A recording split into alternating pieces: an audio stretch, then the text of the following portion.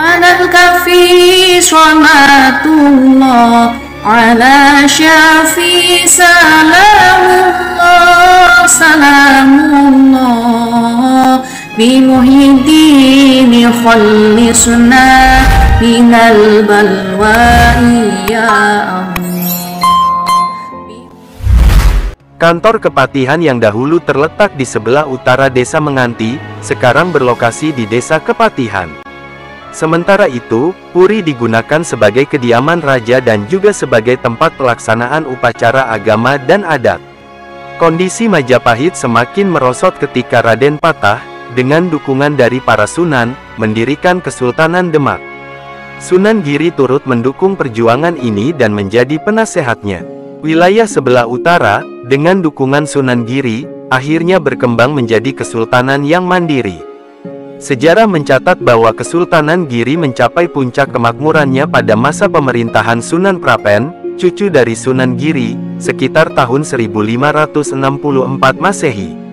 Setelah perjalanan hidup yang panjang, Sunan Giri meninggal dunia. Beliau dimakamkan di puncak bukit di Desa Giri, Kecamatan Kebomas, Kabupaten Gresik, Jawa Timur. Terima kasih atas dukungan Anda. Sunan Bonang, salah satu figur dalam Wali Songo, tidak hanya menguasai ilmu fikih, usuluddin, dan tasawuf, tetapi juga memiliki pengetahuan yang mendalam dalam bidang seni sastra dan arsitektur. Beliau lahir dengan nama Raden Mahdum Ibrahim di Ampel Denta, sekitar tahun 1465 Masehi. Sunan Bonang adalah putra keempat dari Sunan Ampel, dan ibunya adalah Nyai Ageng Manila, putri dari Arya Teja, Adipati Tuban. Sunan Bonang juga memiliki seorang adik yang dikenal sebagai Raden Kosim, yang kemudian dikenal sebagai Sunan Derajat. Di samping itu, saudara perempuan Sunan Bonang, Dewi Murtasimah, menjadi istri Sunan Giri, sementara saudara perempuan Sunan Bonang lainnya, Dewi Murtasimah, menjadi istri Raden Patah. Sultan pertama Demak memiliki hubungan keluarga dengan Adipati Tuban, sehingga Sunan Bonang memiliki ikatan kuat dengan wilayah tersebut. Sunan Kalijogo, murid Sunan Bonang, adalah putra wilayah Wilatikta yang dikuasai oleh Adipati Tuban. Ayah Sunan Kalijogo adalah saudara dari ibu Sunan Bonang. Pendidikan keagamaan Sunan Bonang dimulai di Ampel Denta, di mana ia mendapatkan pendidikan agama dari ayahnya sendiri, yaitu Sunan Ampel. Ia belajar bersama dengan santri lainnya di Ampel Denta, termasuk Sunan Giri, Raden Fatah, dan Raden Kusen.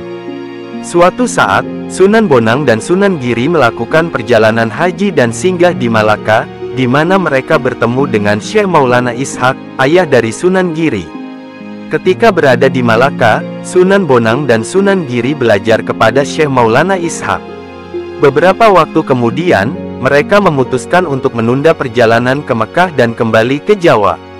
Syekh Maulana Ishak berpendapat bahwa kondisi Jawa saat itu memerlukan dakwah Islam secepat mungkin.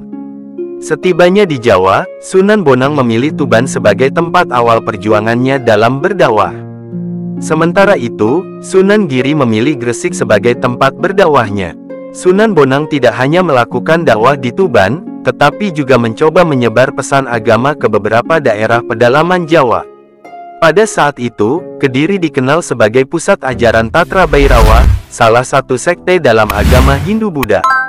Sunan Bonang menghadapi perlawanan sengit dari tokoh-tokoh Tantra Bhairawa ketika berusaha berdakwah di Kediri. Upayanya dimulai dengan membangun sebuah masjid di bagian barat Kediri.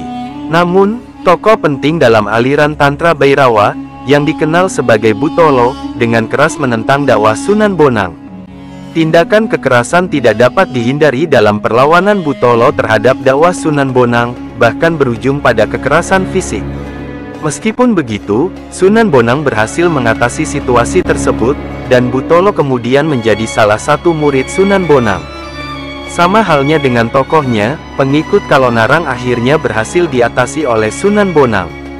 Dalam Babat Daha Kediri, diceritakan bagaimana Sunan Bonang menggunakan pengetahuannya untuk mengubah aliran Sungai Brantas.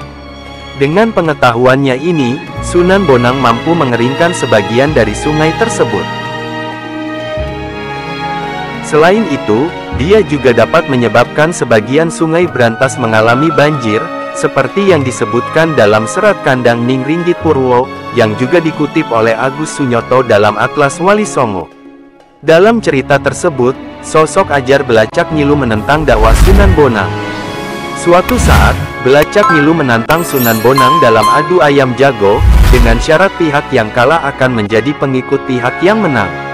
Sunan Bonang kemudian memerintahkan salah satu santrinya yang bernama Wujil untuk membawa seekor anak ayam untuk menghadapi ayam jago milik Ajar Belacak Ngilu.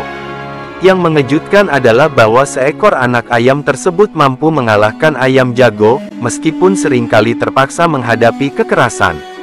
Meskipun demikian, Sunan Bonang tetap mengedepankan dakwah dengan pendekatan lembut.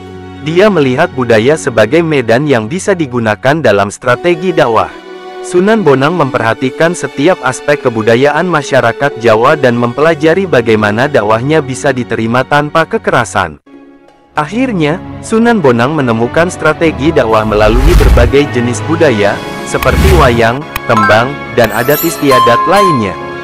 Pendidikan juga menjadi fokus utama dalam dakwahnya. Salah satu santrinya, yaitu Raden Syahid, kemudian menjadi tokoh terkemuka yang dikenal sebagai Sunan Kalijogo. Dalam naskah Yakart Hasanuddin, yang dikutip oleh Agus Sunyoto dalam Atlas Wali Songo, disebutkan bahwa setelah pergi dari Kediri, Sunan Bonang pergi ke Demak atas undangan Raden Patah. Selama berada di Demak, Sunan Bonang tinggal di sebuah desa yang dikenal sebagai Bonang, yang tidak terlalu jauh dari pusat kota Demak. Itu adalah tempat yang kemudian memberi nama kepada Raden Makdum Ibrahim, yang menjadi dikenal sebagai Sunan Bonang. Pada saat itu, Raden Patah meminta Sunan Bonang untuk menjadi penghulu di Masjid Demak. Sunan Bonang juga terlibat dalam pembangunan Masjid Agung Demak. Dia bertanggung jawab atas salah satu tiang penyangga masjid. Tiang penyangga utama Masjid Agung Demak, yang dalam istilah Jawa disebut Sokoguru, dibangun oleh 4 sunan. Sunan Bonang membuat bagian barat laut Sokoguru Masjid Agung Demak. Sementara itu, Sokoguru yang berada di timur laut dibangun oleh Sunan Kalijogo, bagian tenggara oleh Sunan Ampel, dan bagian barat daya oleh Sunan Gunung Jati. Namun, Sunan Bonang sendiri tidak lama menjadi imam di Masjid Demak. Sunan Bonang melanjutkan dakwahnya di Lasem, khususnya di kawasan sekitar Bukit Watu Layar, di sebelah timur Lasem, yang kemudian dikenal sebagai Desa Bonang. Namun, Sunan Bonang tidak hanya berdakwah di satu tempat. Setelah waktu di Lasem, ia kembali ke Tuban untuk melanjutkan dakwahnya.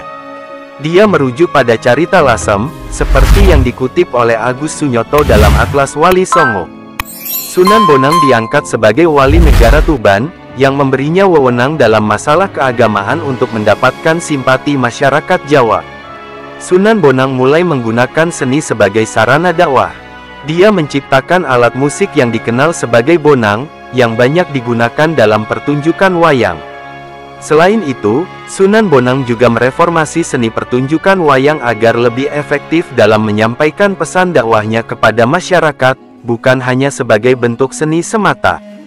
Bonang juga digunakan oleh aparat desa untuk mengumpulkan warga. Kesenian wayang yang populer di kalangan masyarakat Jawa ini terbukti sangat efektif sebagai sarana dakwah.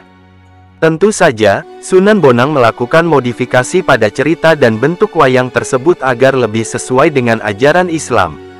Sunan Bonang menggunakan pertunjukan wayang sebagai cara untuk menyampaikan ajaran yang memiliki dimensi rohaniyah.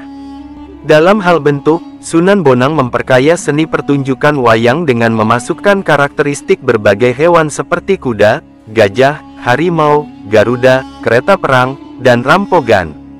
Selain itu, dia menciptakan beberapa jenis tembang bertema religius, salah satunya adalah Tombo Ati yang masih populer hingga saat ini.